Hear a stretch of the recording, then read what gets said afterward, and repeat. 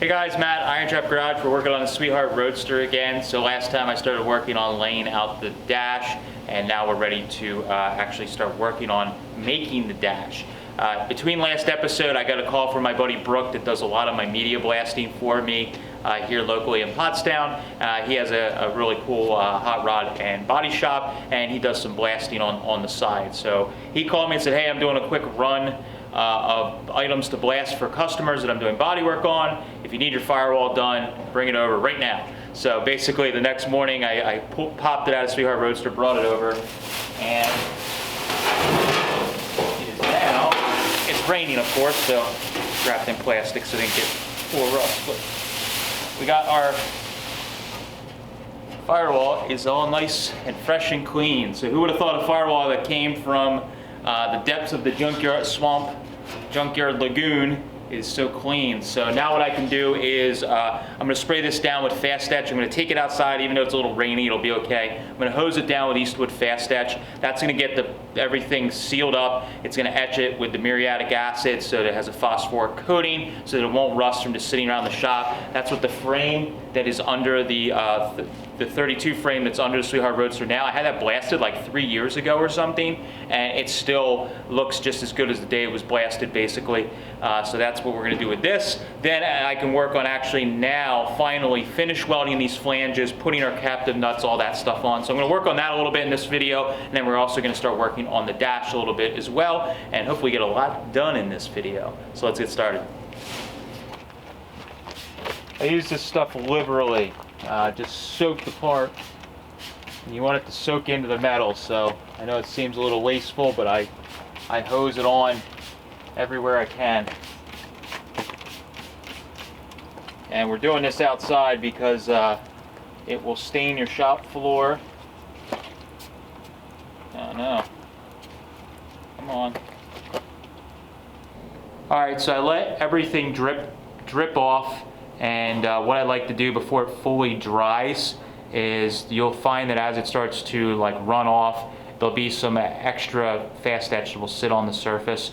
And if you let it sit there, it'll kind of look like a frothy type residue. And if you let that just sit and fully dry for like a day or two, you end up with like this like black crusty residue where the Fast Etch just kind of like build up. So a lot of these areas like this where there's like a little bit of a bead, it will sit and pull in that area as it runs down, and it kind of looks crappy. And I hate when I'm building a car and you got all this crustiness on the firewall. So I like to just take a rag like this. I just got an old shop rag, and I will just dab or lightly wipe the excess off, but we don't want to like wipe it dry. We just want to wipe off any excess that's gonna build up and look crappy, and then you gotta obviously sand that off. So if you get it right, you'll get this dark gray appearance like we're seeing here, or darker than when it was blasted, and that'll basically have like a phosphoric coating on it that the Fast Etch leaves, and then the part's basically good to go. So right now it's kind of like sticky because the Fast Etch isn't fully dried, but once it's dry, you'll see like on the chassis here, it's been sitting for almost years, and there's basically no rust. There's a tiny bit of surface rust like right here where the engine mount is. That's just from us grinding and handprints and stuff that it actually caused that. But you know, my frame's been sitting here in the shop for years in Fast Etch, and there's, you know, you can see there's basically no rust, but you can see these areas where on the frame I left it on a little bit, and you can see like the marks there where we didn't quite dab it off all the way in these areas. So that's what'll happen. It doesn't hurt anything. It's just probably an OCD thing. When I'm building a car, I like it to look nice kind of the whole way through. So if you take your time, you can get it all dried off, but that's a good example of a frame or a bare metal part that's been sitting for years in the shop, and it's not all surface rusted. So that's why we did that with the firewall, because we don't want to have something that's all rusty. So now that I got the firewall kind of curing and drying now, we can start working on our dash. So got everything laid out. You guys remember last time, here's our dash, or what's going to become our dash. So I'm going to get the bead roller all set up, and we're going to start laying the beads out and all our flanges and everything, and get a dashboard in this thing, or formed. And hopefully by the time we're done forming the beads and everything, the firewall will basically be dry, so we can put it back in to start test fitting everything in here. But right now we got a big giant hole.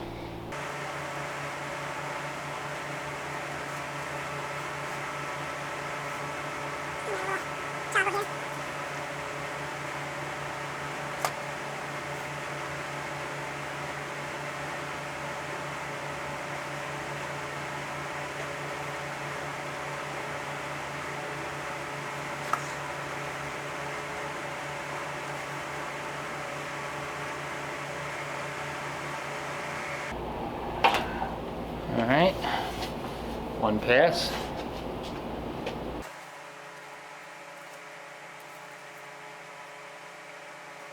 Should kind of line its groove.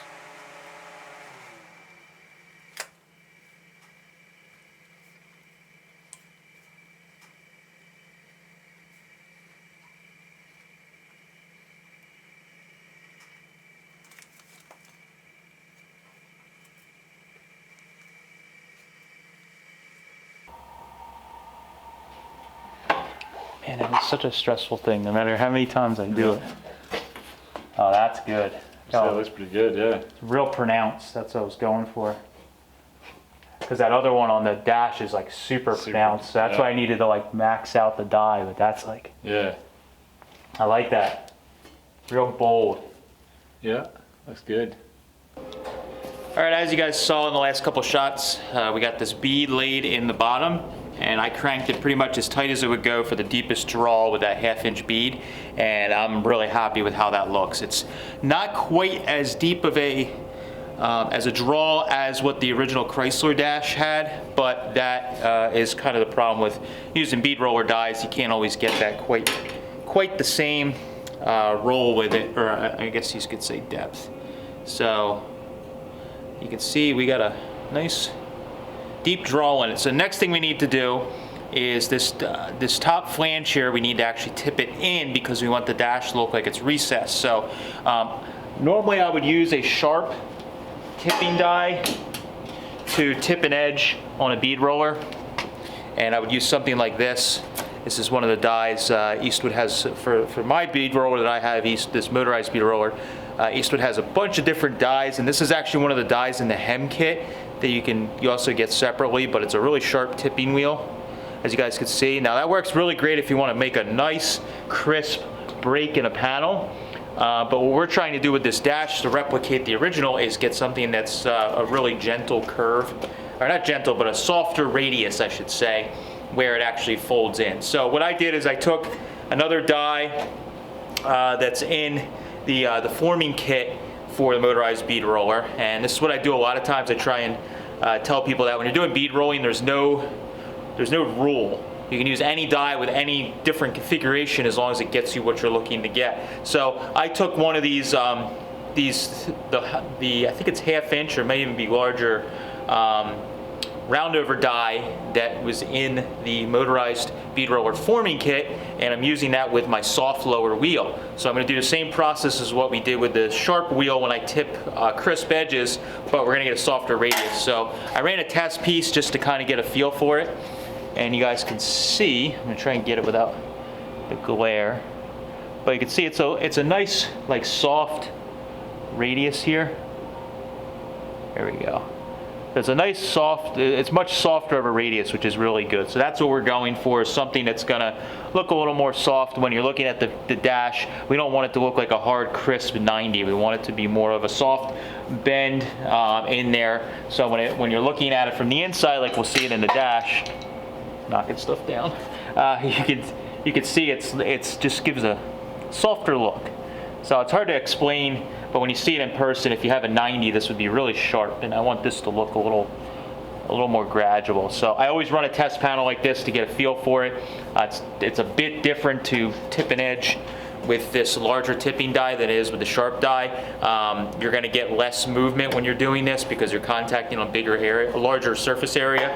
So you need to actually do it in a bunch of steps to get it to tip up. The Eastwood bead roller comes with a cap head Allen bolt that sticks out, but when we're doing this tipping, because of the spring back in the panel, I took just a little normal bolt and machined the head down just to quick do something so we could keep working. But you could also use a flathead Allen here. I just didn't have one laying around because the shaft is actually metric, and I don't have anything metric laying around because early Fords don't use that. So I'm going to get this dash, get set up here, and start doing my run.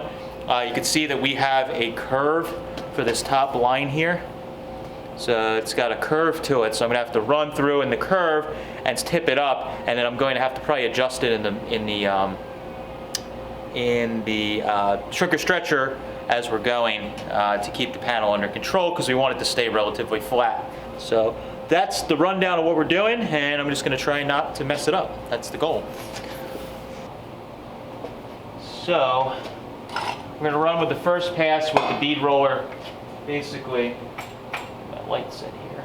And you notice I have a ton of light. I like having as much light as possible. I have this little bendy LED light from Eastwood that has the interchangeable heads I use for this. And then I also have like one of our studio lights in the background for lighting the area. Never too much light. So I'm gonna run through, I have pressure down on this rubber wheel, and I'm gonna run through without pulling up, just run it through. And it will get my tip started.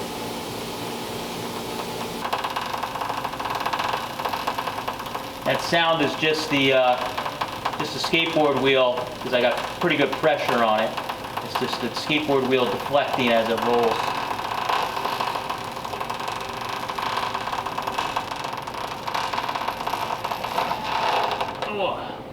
All right. So there's our first start of our bend there. Inside you can kind of see how that is. So our first one, just tip the edge just a little bit. No pressure on the panel. So when you're tipping the panel, eventually we're gonna have to pull up. But you notice I didn't do any pulling up on the panel this time because I just wanted to focus on following the line.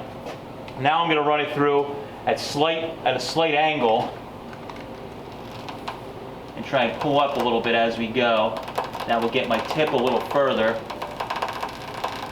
You don't want to pull up too hard with a panel this big because you can actually bend in the center of the panel because you've got so much leverage you can put a bow in the panel. So I'm just trying to keep even pressure up this whole way while I follow my line. You need to have a little bit of coordination here to do this, but try and keep the same pressure as we're going. Slow down a little bit. Right here in the corner I'm going to slow down because we know we got to whip around pretty good here. There we go. Alright, not bad. There's our next one. So you can see we got a little more of a curve going there. It's a pretty big flange, so I really got to take my time, especially with 18 gauge.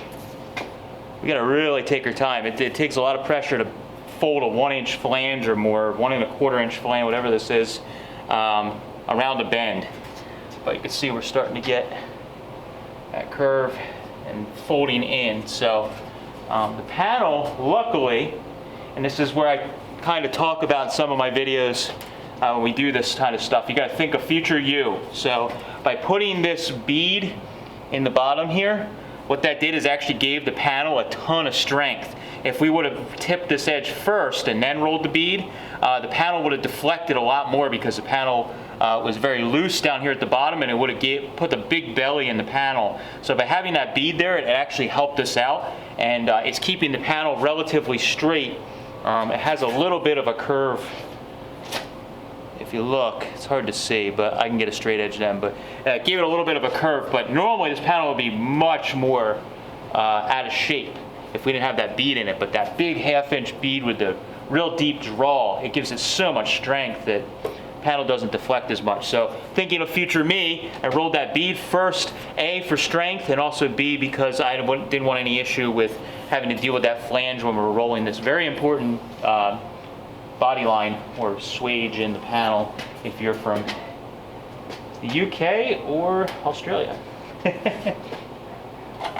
So, alright, I'm going to try and, it's going to get a little more difficult here not having a helper, but this is what you do when you're by yourself. So, same idea, trying to keep my upward pressure on my left hand about the same each time.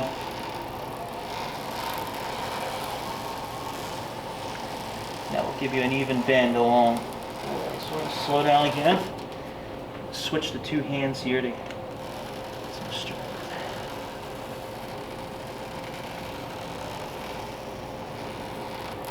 There we go. Woo. There we go. Now we're actually seeing some bend in the panel. All right, so we're over here with the kick shrinker. This is the Eastwood Elite kick shrinker. You can use a handheld shrinker or stretcher, the amount of device. The only problem is when you're doing larger panels like this, you have to operate with one hand on the shrinker, and it's hard to be accurate when we're trying to do something like this. So I know it costs a little bit more, but it's worth it in the end if you're doing a lot of this work to bite the bullet and at least get one. I actually have two shrinker stretchers, two of these Elites with the pedestal, with the foot pedal, because I don't like changing the dies out. It gets to be time consuming, so I have one for shrinker, one for stretcher, but I 99% of the time am only really using the shrinker. So if you guys are on a budget and you're thinking about buying some of this stuff, if you get one of the kick shrinkers and keep your shrinking dies or jaws in it most of the time, you'll be fine, but you will find over time you'd like to switch it. So that's my talk on that. You can see there's a light daylight through it. And as we go up, it gets worse up in here, and that's towards the end. So we need to take care of that. So what I'm gonna do is number this flange really quick so I can keep track of everything. And then I'm gonna start working it in the shrinker to get basically the panel back to straight before we go any further, and then we can continue tipping the edge. So I'm gonna number this. Could have done it before, but I forgot. So we're gonna do it now. Don't hurt anything. All right, so I'm making my marks here. You guys can really see right in here where the panel's got some curve to it, which we don't necessarily want right now. So I'm just marking my 1-inch increments real quickly, and then we'll number them just so I can keep track in my head as I'm shrinking, and we go back and forth. We can shrink evenly on both sides, and helps keep the panel under control.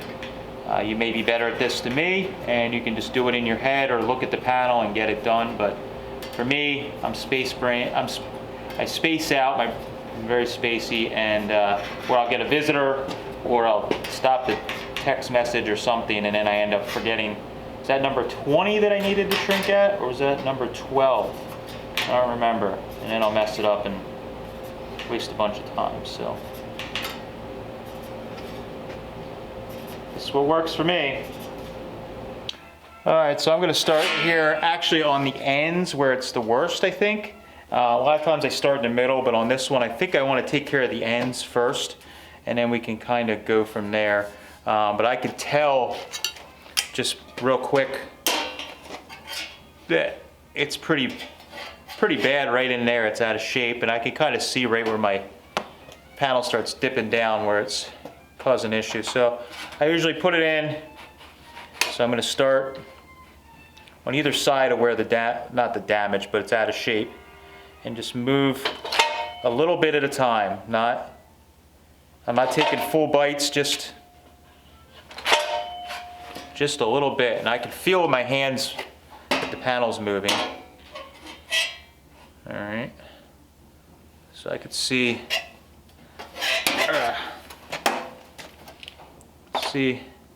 here we have a lot of our problem. So in the 45, at 45 in there, it's still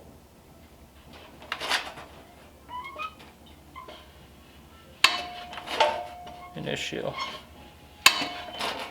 It's the Elite Shrinker Stretcher. This is where it comes in handy because it's a lot less flex than the hand ones that you put in the vise, standard ones. So it has a lot more strength when you're doing 18 gauge like this, and a big flange. Like I said, it's 1.25 inches, I think, is what the flange was, but helps big time. So 43, 44, 40. Still need to work my way across. I'm gonna actually go out.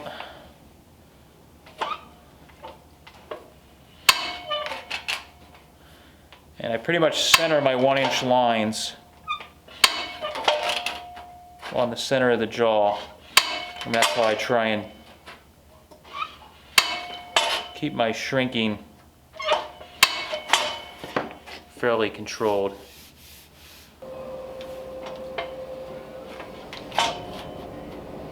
Same thing, I start on the outer edge first normally. I don't do a full bite.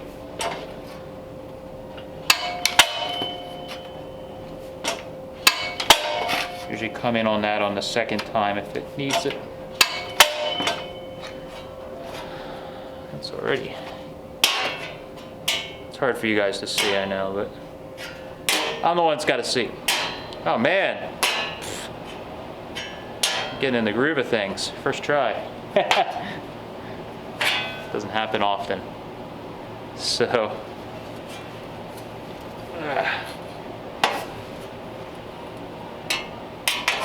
this corner's pretty good. I could see a tiny bit of daylight, but it's not like it was by any means. So I'm gonna probably hit just a little bit up in here, just to get it started, because I know we're gonna end up needing it. So do a couple little squeezes.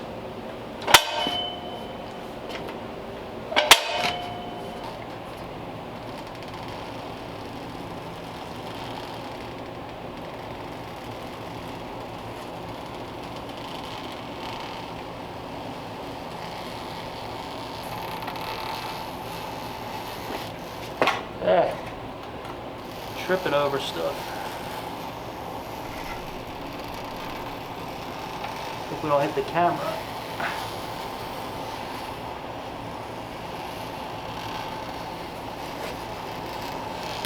All right. Yeah.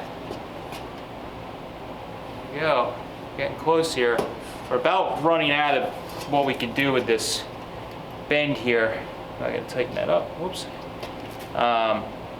We're about running out of what we can do here before I start touching the edge, just because of spring back. But we got it pretty much going. I could probably slap the rest of it down. I'll probably do one more run here real quick and then fix it with the shrinker, and then we will slap the rest down with a slapper.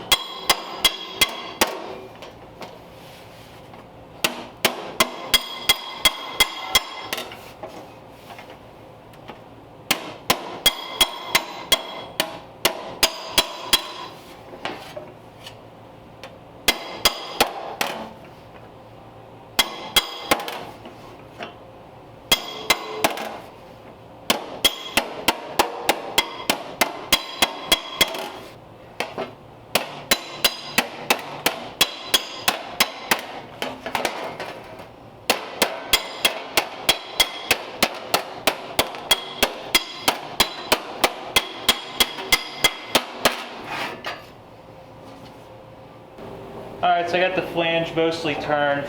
What I'm working on now is just kind of with a flat wheel on the English wheel, just rolling over the panel to take any of the wobbles out of it, or major wobbles out of the panel that are from bending the radius, from doing the bead, anything I might have messed up when I was shrinking and stretching, trying to get the major wobbles out of the panel. All right, so I got the dash mostly straightened out. Just has a couple little wobbles in it, but for where we need to be for right now, it's pretty good. The only thing I'll complain about or bitch about myself is I got a little greedy when I was trying to bend the edge, and I did put a little scratch in the face of the panel from the edge of the die, like I was saying I didn't want to do. But it's not real deep. It's not a big deal. I could probably DA it out. It's not like it's gouged, or you can't really feel it on the back side, so it's not like it put a low spot or anything in it. It's just a little scratch. But anyways, what we're going to do is now work on getting this bottom edge folded over. So what I'm going to do is actually kind of sink the bead into the edge of this stake dolly that I have here, and I'm gonna use the slapper to knock it down. What I think I'm actually gonna do to make my life a little easier is right where these beads come up in here, I'm gonna put a little relief cut with the tin snips here and here, so when I fold it over, they actually need to kind of like come together, and I'm just gonna take it back together. It'll be a little easier than trying to shrink right near the bead, and it'll allow it just to roll together. I'm a little worried about trying to do it without putting a little tiny relief cut, and I may get like a wave in the panel, and it'll be hard with the shrinker to kind of bring it back. So I'm gonna just work on getting stuff starting to get it rolling over, and then I'll probably go and cut that part way through. So I abandoned that idea. It's kind of a pain in the butt. So I'm trying to use the 2 flat dies on the bead roller just to start the tip, and I'm just following the edge of the bottom of the bead just to get my tip started.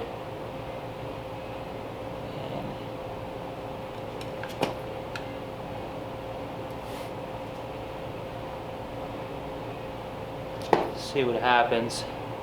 Might wreck the panel, we don't know.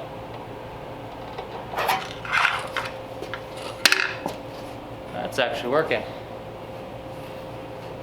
Starting to tip, I'm kind of locking the bead into the die. I can only go so far again because of this upper bolt. I got to get a better bolt for the top of this, unfortunately, but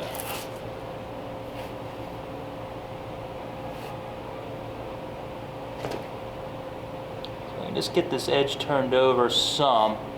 I could start working on the shrinker and hammer and dolly, but I thought it was easier to get it going in the right direction by using these 2 flat dies.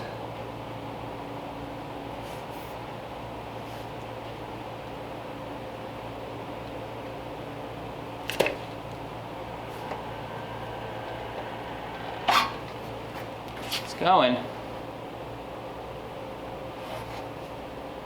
Yeah, that's probably about as far as I can take it with this top bolt for now. So I'm gonna probably work the rest hammer and dolly on the bench. Not bad though. I was glad I thought to do that. And I'm gonna probably stretch these inside edges here. I'm gonna probably stretch them before we get any further, just to relieve the pressure of folding them in.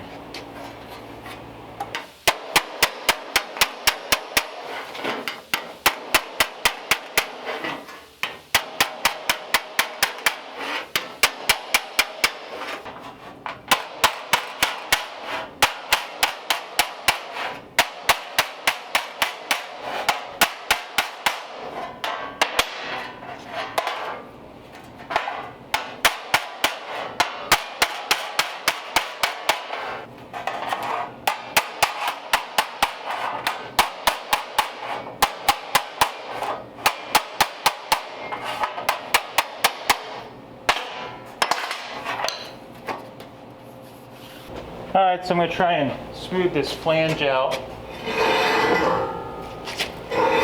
with these flat dies again. I'm going to run it down. And all I'm trying to do is just smooth out the flange for me, hitting it with the hammer and slapper. And get the edges a little smoother. And I'll probably do a little bit more with the slapper. But just some of these edges are really waffle for me smashing on it with the hammer.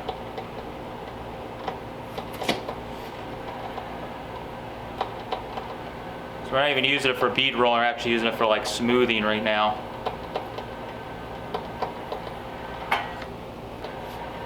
I'm just letting it do its thing. We're not trying to force anything. I already created the shape in the flange, hammer and dolly. We're just letting it roll to help flatten this flange.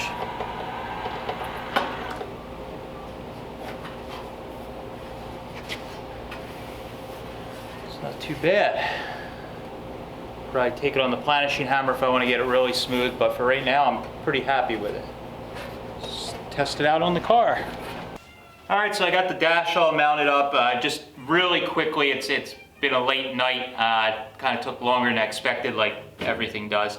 And I just threw a quick vice grip type clamp on there just to hold it in place so I can just see what it looks like. The dash is going to actually sit further back because it's going to sit behind this this dash rail here and butt weld like underneath. But for now, I just wanted to clamp it in and see what it looks like. I hit it with a DA sander just to get everything cleaned up a little bit, and there's a couple little scratches, like I said, from where I was running the piece and tipping it, and I hit just the edge of that bolt and put a couple little scratches in it. Nothing that's a big issue. I have a couple little spots where there's some scratches from the bead roller die. I'm human. I am not by any means a pro car builder, coach builder, anything of that facet of the imagination. So I make mistakes, but and I'm immortal. I use body fillers, so I am okay with putting a little schmutz on there and smoothing out some of these little spots when you're done. It's no big deal, but I'd rather those couple little imperfections than a dash that's like covered in pitted metal that we have to like fill and sand and then also straighten. I think this was the better idea. And now when I'm doing my welding, I'll be welding this seam like underneath here, so the area that's going to be welded is pretty much hidden. So it's a lot easier to finish that than if we were welding something that was like right here in the center of the dash. It just would have been kind of messy. So I'm happy with how it came out. A lot of work. It looks pretty simple, but a panel like this, like these dashboards, are always a crap ton of work. The one on the 3T was like an insane amount of work to make it flow and be straight and work, and it still had a little bit of body filler in it. This is going to be no different, but it is really cool to make a custom dash in a car. It's one of those things that's really satisfying for me. When you get it all in and get a gauge panel in it, it's really cool. So that's all I have for this one. I appreciate you guys following along in this process. Hopefully you guys enjoy some of these more in-depth videos. We're trying to break them down. I noticed in the last video some people were commenting on, we did a whole video on just laying the panel out, and it seemed like some of you guys enjoyed that. So definitely let us know what you guys think if you enjoy these, where we're breaking these videos down a little more into each of the different process instead of skipping over some of the stuff I used to skip over. I'm trying to show that stuff. It seems sometimes a little monotonous or boring to me, but if you guys enjoy it, we'll continue to show it. Thanks, guys. Catch you later.